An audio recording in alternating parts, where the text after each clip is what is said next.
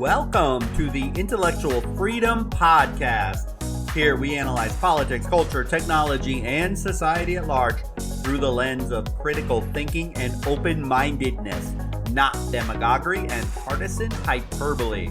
I'm Dr. David Hopkins, humanities professor, your host and guide. So without further delay, let's get started.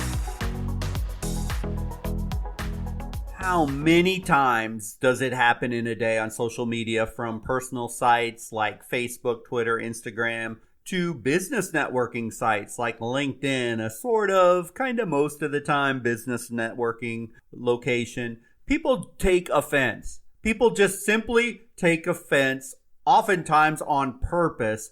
Actually, it seems many almost want to be offended every day about something, anything, for, well, if we're honest, things that are not really that significant in the whole scheme of things.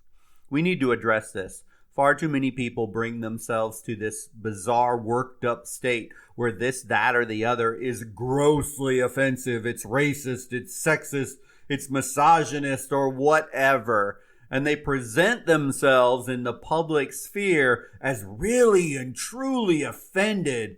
And they say things like, quote unquote, now's the time to take a stand, or quote unquote, I'm going to make that social media post with hashtags like at enough is enough, at silent no more, while blaring Twisted Sister hairband music from the 80s in the background, and we can all hear, we're not going to take it anymore, or whatever silly buzz phrase of the day of the in-crowd social media / mainstream media talking heads are using to articulate their profound offense du jour of the day. Or maybe even a very snide, condescending meme will do the trick. Or maybe a thread of a very sternly written letter to a company, politician, or media company will do the trick. But oh, the offended will be heard. Yes, they will be heard, and change will be upon us. The world will hear me roar on Twitter, on Facebook Live, and oh yes, they will listen. Justice is going to be served, the perpetrators punished, and that warm endorphin flow of being right will be acknowledged. All right, so there's enough of initial rant, but really, come on now. Okay, stop. Let's just stop. Can everyone just slow down with this perpetual state of being offended all the time over anything? There's actually a rather heated and comical battle that is raging right now in America that many are aware of, but possibly not everyone, where the easily offended class are up in arms. And it is of incredible significance to the life of America and the world as we know it right now. And if you're not familiar with the debate, it's this: should Jill Biden demand the use of the public to refer to her as First Lady Jill Biden or Dr. Jill Biden? I mean, this is incredibly important for sure. I'm sure that there are some already offended that I'm not offended at this horrible slight at Dr. Jill Biden, since I work in higher education and I hold a PhD. The story catches my attention, though, and I've watched it ferment for the last few weeks because the debate is, well, it's utterly ridiculous and not really worth a second of time. Those that know me or even hear my intro to the podcast, I have a doctorate degree.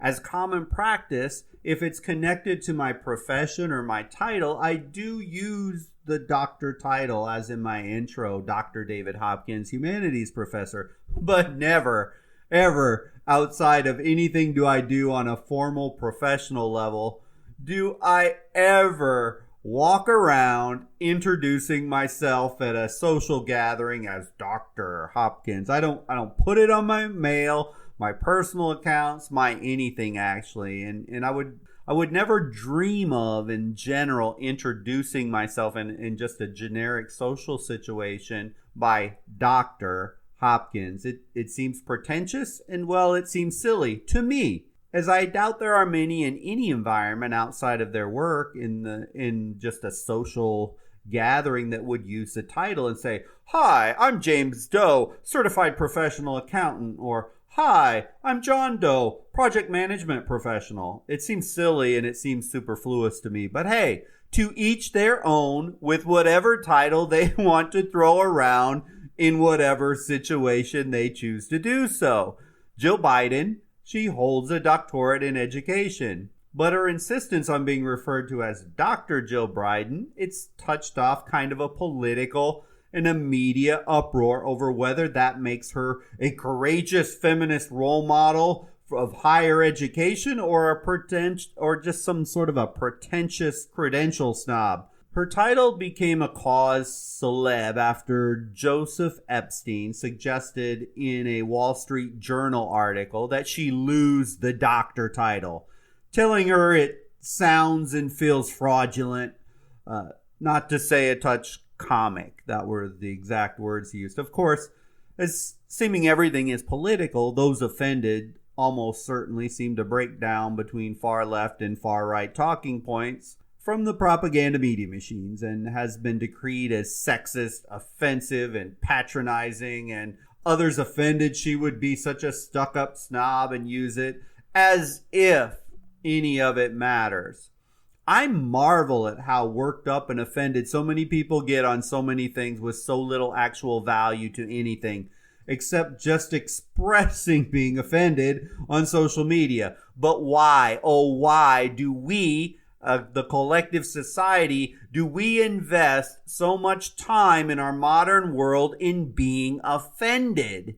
I have no idea how many tens of thousands of words have been posted by academics, business people, self-proclaimed liberals, and conservatives on LinkedIn and other sites just so they can be offended and express their offense over one silly little op-ed article in the Wall Street Journal. As if this was a veritable burning of EDDs and PhDs all across the country. If people would just stop and breathe, did this op-ed writer, Joseph Epstein, did he really even care all that much about Jill Biden using the title?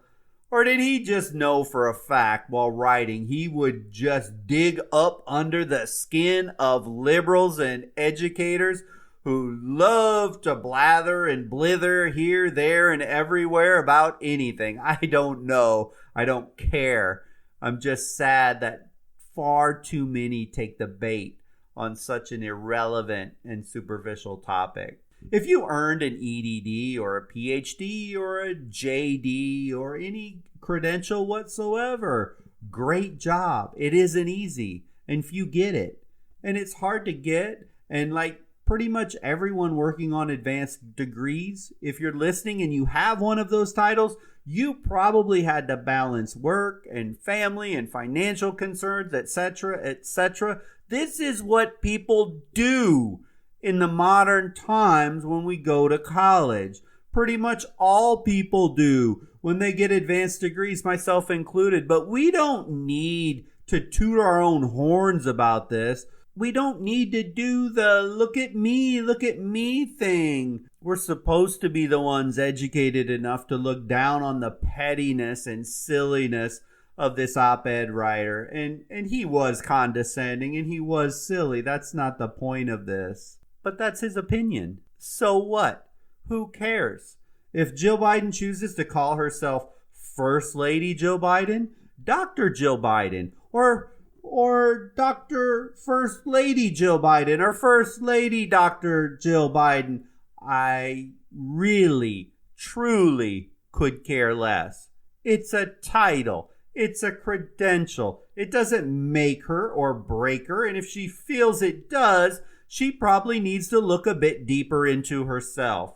I have the luxury of time separating me from my degrees. It's been nearly 20 years since I earned the doctorate degree. So the challenges are not as fresh in my mind, but I do remember the countless hours on it.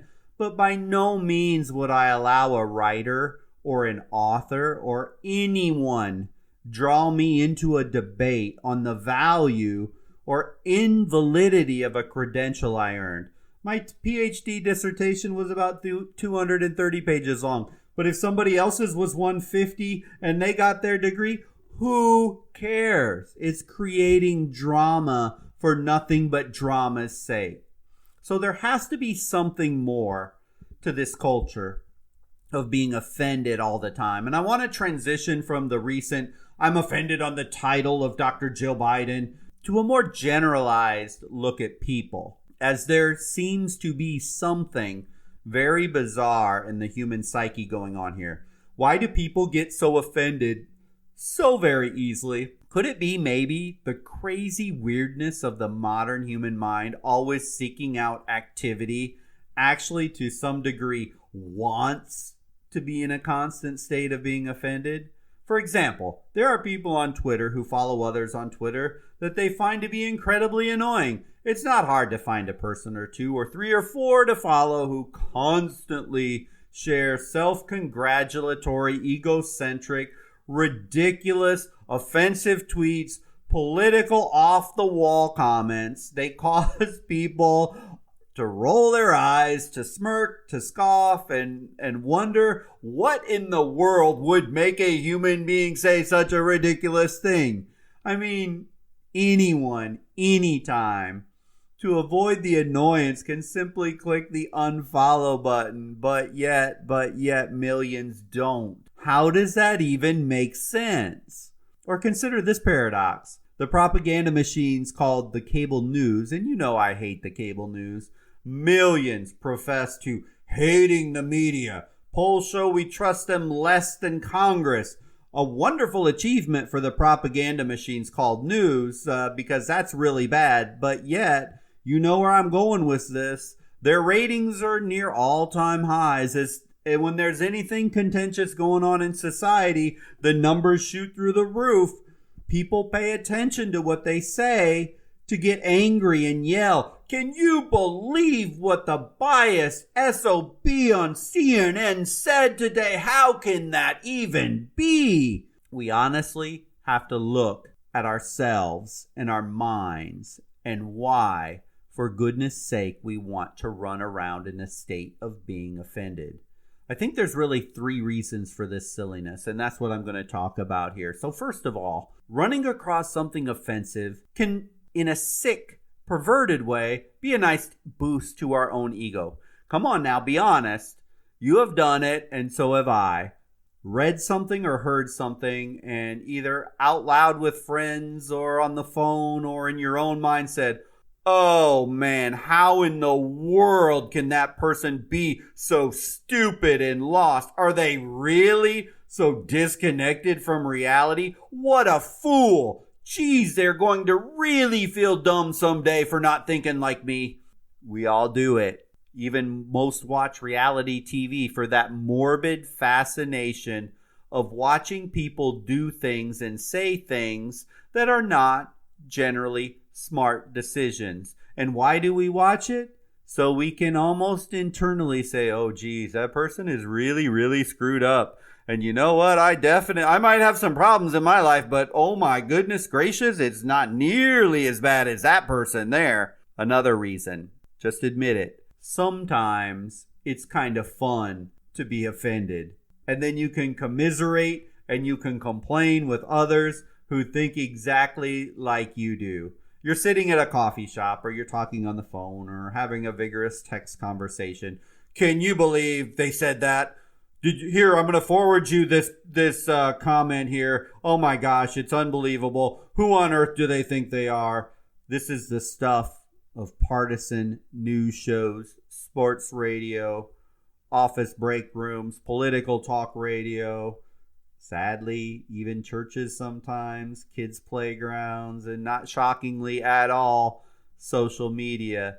Sometimes it's fun to get all wrapped up in the idea of being offended and the gossip and the innuendo and the loud bravado and everything that goes around with it. The endorphins rush up when you get offended. It kind of wakes you up. You're not in a bored state anymore. So sometimes it's just kind of fun to be offended. So on the surface, we show that we're aghast and we're frustrated and we're angered and we're indignant by something we've heard, seen, or read. But deep down, it can be kind of this sick and perverse way of banding together in a sort of camaraderie of one team and validating your opinion. Let's face it and be honest.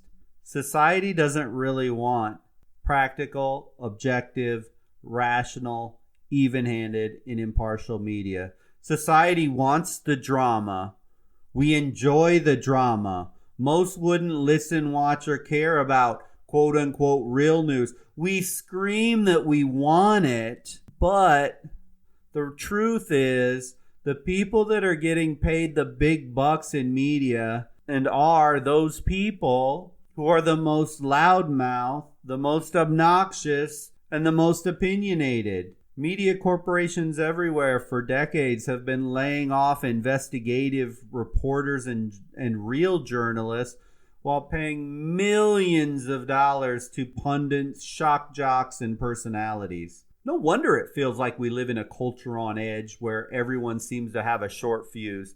There are lots of opinions to be read, lots of outrage to feel, and some deep part of us that kind of likes it. It's almost like we're hoping to be offended. Finally, people like to feel like they are doing something positive and constructive when, well, in actuality, they really are doing nothing. Humans are action-oriented. To get ahead and move forward, we believe we need action. But social media in our current technological world has sort of blurred the lines of real, honest, and true action with virtual world action of social media. Real racism is a human phenomenon that hasn't been solved since the beginning of time. Real sexism in the workplace or society is not easily rooted out, and like racism, has never been fully solved. It would take concerted, hard work and effort and listening and altering opinions, which can lead to action, and there are millions of setbacks along the way. It's just a really hard, tough, boring action sometimes. This action is hard.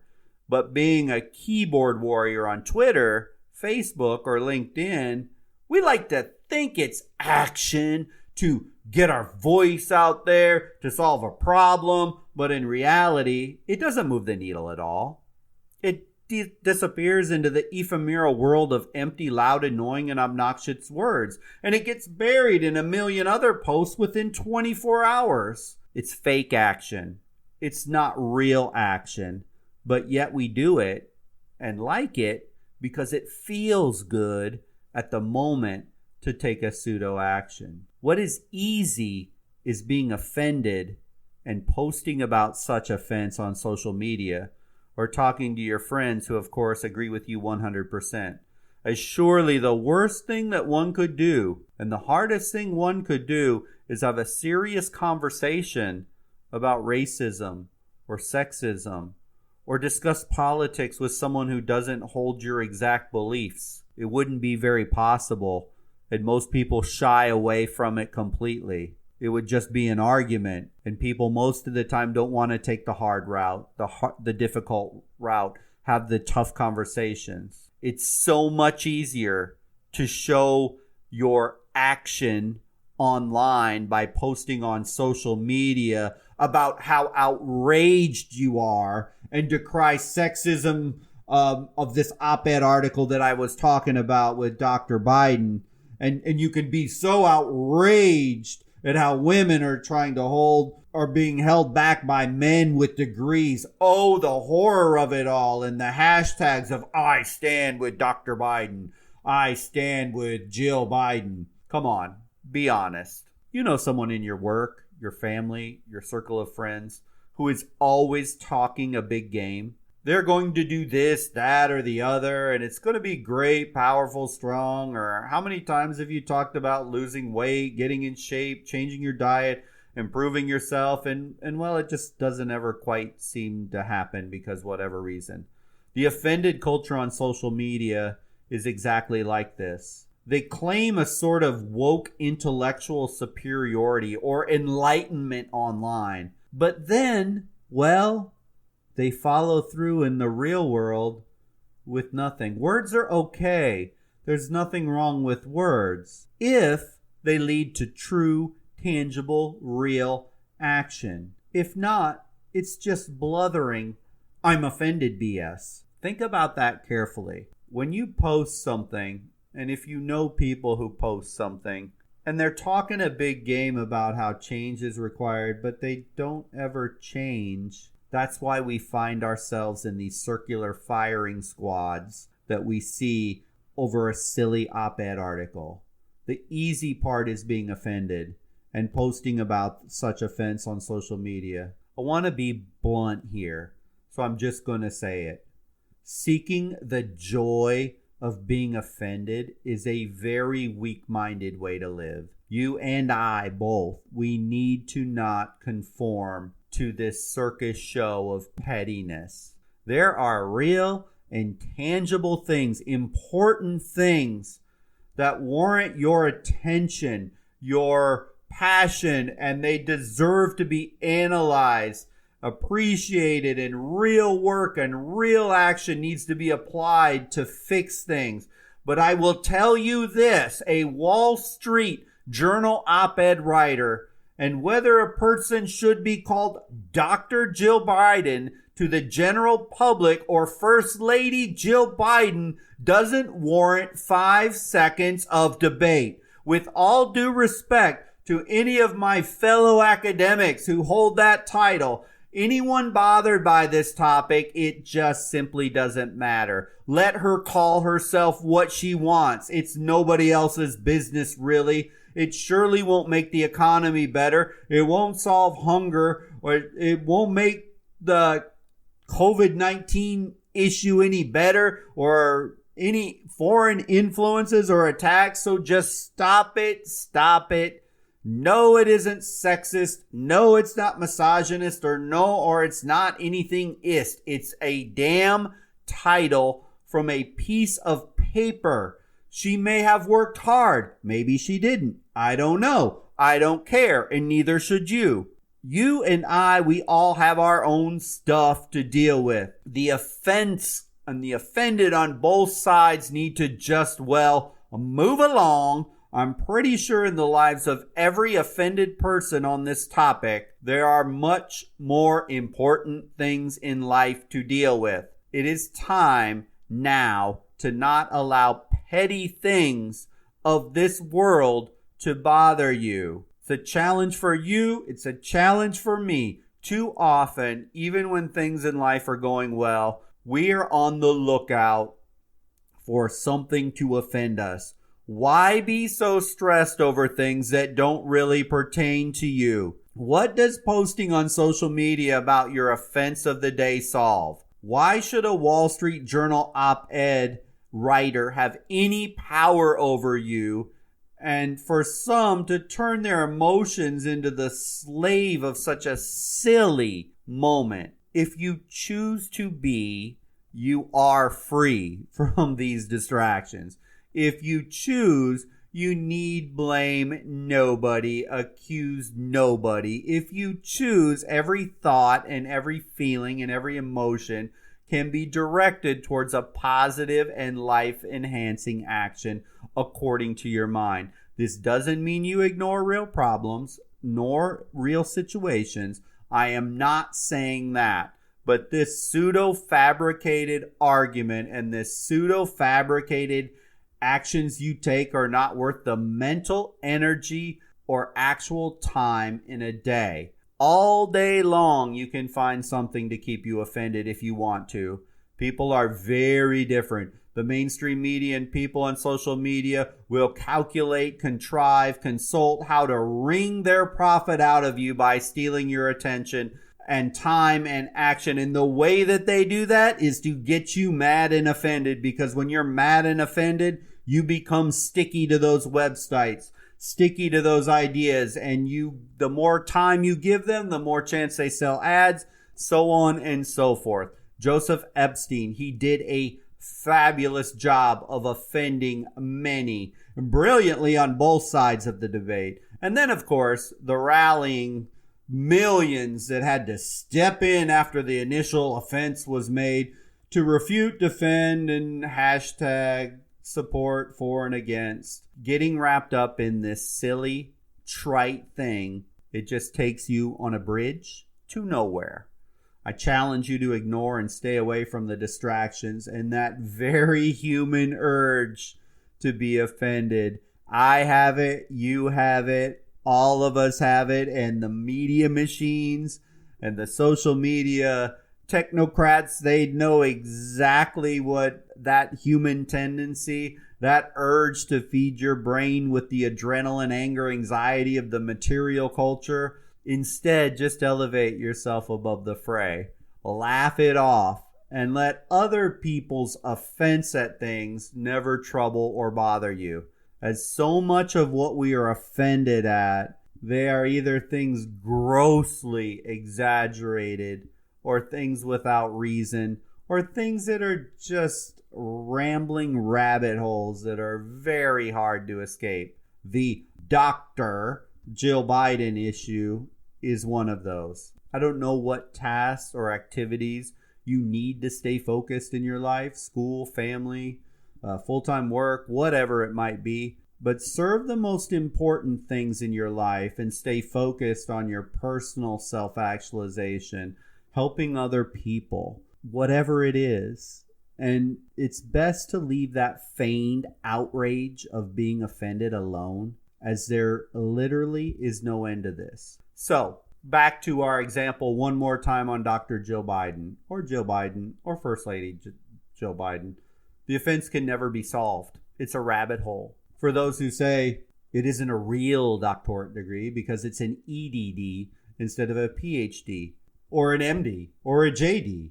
Well, hold on. Some may say an EDD from her school is better than a PhD from another school. Well, hold on there. She had an easy committee because of her last name, but an EDD with Professor X, Y, or Z as the dissertation chair means it's really valid and important. Well, hold on. An MD from some overseas medical school is garbage compared to a PhD in XYZ stateside university. So you see the silly, stupid, insipid mess you can get into by being offended on a credential? You end up in a big old pit of quicksand of higher education degrees, degree types, quality of degrees, dissertation committees, dissertation lengths, types of dissertations, degree committees, who gets to determine the quality, blah, blah, blah. Enough. There's no end to it. There's no way to do anything with it. So just stop it. Many, probably partisans on the left, will say, hell yeah, she's Dr. Biden. On the right, they'll probably say, it's ridiculous. She isn't really a doctor. Only an MD is really a doctor.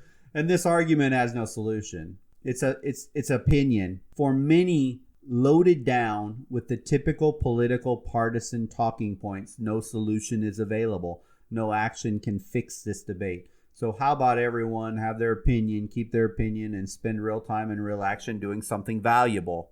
So to conclude, how about we not bother with it? There are probably many outside of higher ed circles that barely even knew this debate has been raging. Yet others have been vastly and deeply offended. I'm just aware of this because I'm in the higher education space. This happens in all kinds of ways, in all kinds of different topics. We just used the Dr. Biden issue, but you and I know there's always something out there, some company, some person, some Twitter post, some whatever, where people become offended and they end up in the exact same circular firing squads. How about we just stop with the offended crap and focus on doing the right thing at the best of our abilities and treating others as we would like to be treated, and resist that urge to be offended. Thank you for listening to the podcast today. I hope you found value. We can choose to live a life in a state of being offended all the time, or we can choose to stay positive, uplifting, focused, and encouraging to other people. I hope you choose to stay away from the being offended crowd. Remember, I generally publish new episodes every Monday and Wednesday, so if you click like or follow, you will be alerted when new episodes come available. Until the next episode, I hope you have a wonderful week.